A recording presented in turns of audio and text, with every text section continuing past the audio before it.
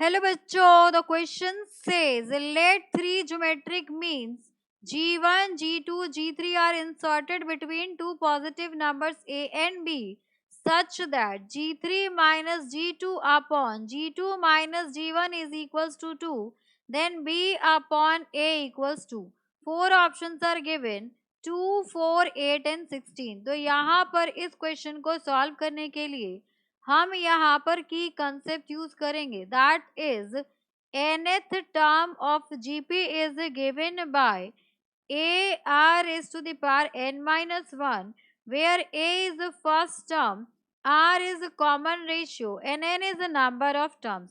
अब यहाँ पर गिवन है कि g1, g2 एंड g3 ये आपके इंसर्ट है किसके बीच में, a एंड b के बीच में. तो यहाँ पर a आ गया एंड ये हो गया आपके पास b.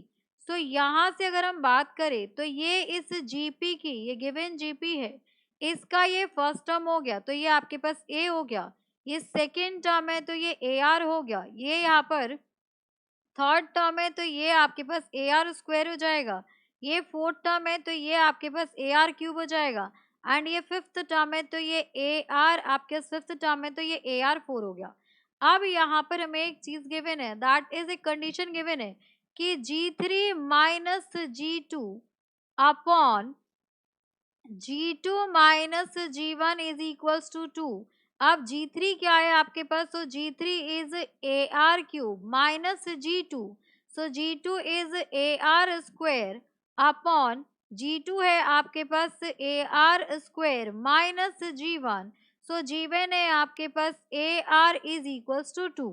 अब यहाँ पर न्यूमिरेटर से AR स्क्वायर कॉमन ले लेंगे तो यहाँ पर आ गया आपके पास which implies AR square common लिया तो यहाँ पर आ जाएगा आपके पास R माइनस 1 अपॉन, यहाँ से डिनोमिनेटर से हम AR कॉमन ले लेंगे तो यहाँ पर भी आ गया R minus 1 and it is given that this is equals to 2. ये आपके पास 2 हो गया. अब यहाँ पर देखिए A से A कैंसिल आउट, R से एक पावर R कैंसिल आउट, यहाँ से ये cancel out, so which implies R is equals to 2. So यहाँ से हमारे पास कॉमन रेशियो आ गया, उसकी वैल्यू हो गई 2. अब अगर मैं B की बात करूं so we know that B is equals to, B की वैल्यू कितनी है, सो B है आपके पास AR raise to the power 4. तो यहाँ पर आ गया आपके पास A raise to the power 4.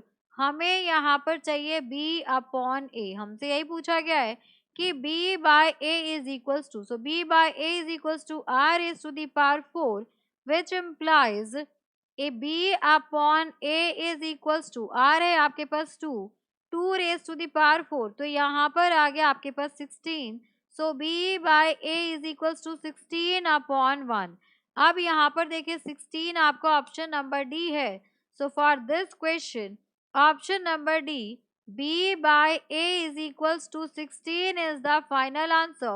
Hope you understood it very well. Thank you so much. Best of luck.